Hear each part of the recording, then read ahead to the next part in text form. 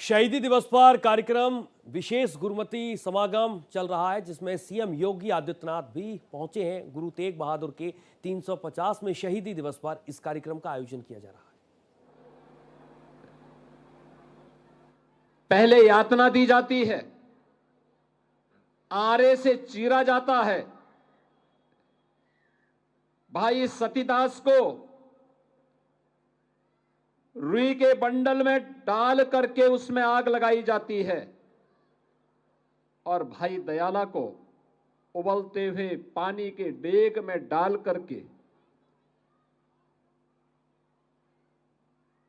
उन्हें बलिदान कर दिया जाता है।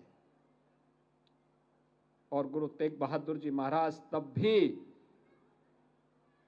अपने धर्म और अपने संकल्प से डिगे नहीं, तो उनके साथ कितनी बड़ी क्रूरता बरती गई।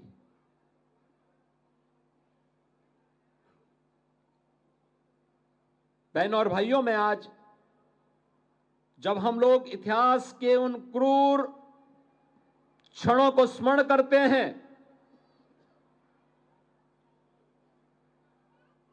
तो हम सबको ये लगता है कि ये यातनाएं उस समय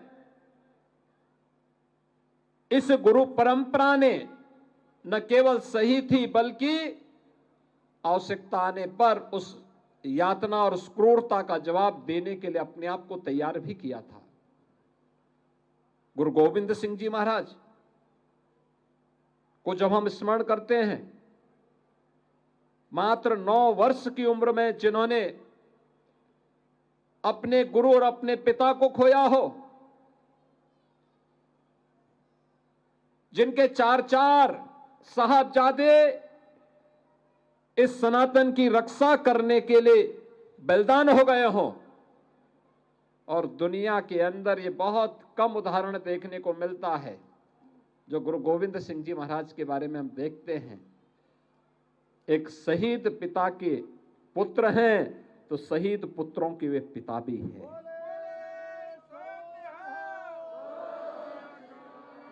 आज ये मेरा सौभाग्य है कि मैं भी अयोध्या धाम से आ रहा हूं।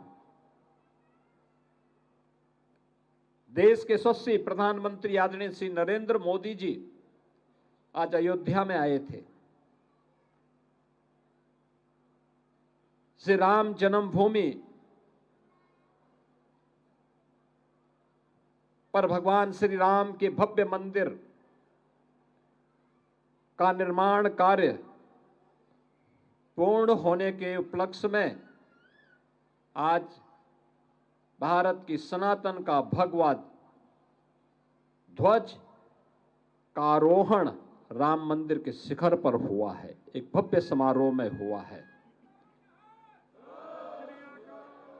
यही वह भगवा ध्वज है जिसकी रक्षा करने के लिए सिख गुरुओं की परंपरा और पीढ़ी की पीढ़ी अपने आप को बलिदान करती आई है।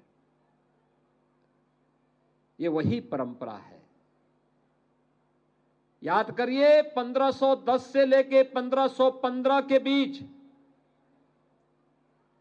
प्रथम गुरु नानक देव जी महाराज अयोध्या धाम में श्री राम जन्मभूमि मंदिर में दर्शन करने के लिए जाते हैं, और 1528 में एक विदेशी आक्रांता बाबर के सिपह सालार के द्वारा मंदिर को तोड़ दिया जाता है। और उस समय बाबर के अत्याचार को देखते हुए गुरु नानक देव जी महाराज ने बाबर को जावर कह करके उसके कृत्यों को पूरी मजबूती के साथ उसका विरोध किया था।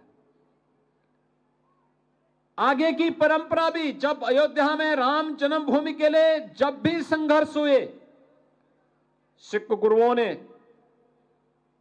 सिख योद्धाओं ने, निहंगों ने, संतों ने, राजाओं ने, सामान्य नागरिकों ने, माताओं और बहनों ने अपने आप को बलिदान देने में कहीं भी पीछे नहीं हटे, कभी पीछे नहीं हटे। और अयोध्या के बारे में जो बात हम सबको स्मरण रखनी होगी, साम्राज्य आए गए, पीढ़ियां आई गई, लेकिन एकमात्र अडिग थी, वह थी आस्था। और जो आस्था आज अयोध्या में फिर से 500 वर्षों के बाद श्री राम जन्मभूमि पर भगवान राम के भव्य मंदिर के निर्माण को पूरा करने के इस महायज्ञ का साक्षी बनी है। और वही आस्था आज यहां पर भी हम सबको देखने को मिल रहा है।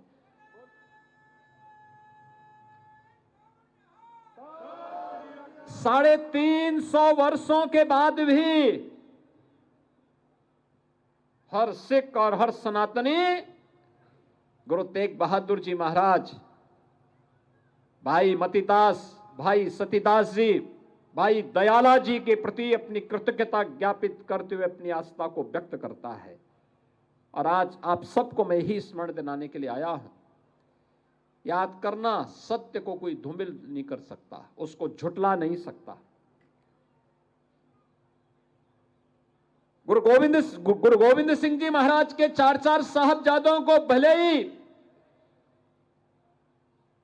जो सम्मान उस समय मिलना चाहिए था, उसके उपरांत मिलना चाहिए था, ना मिला हो।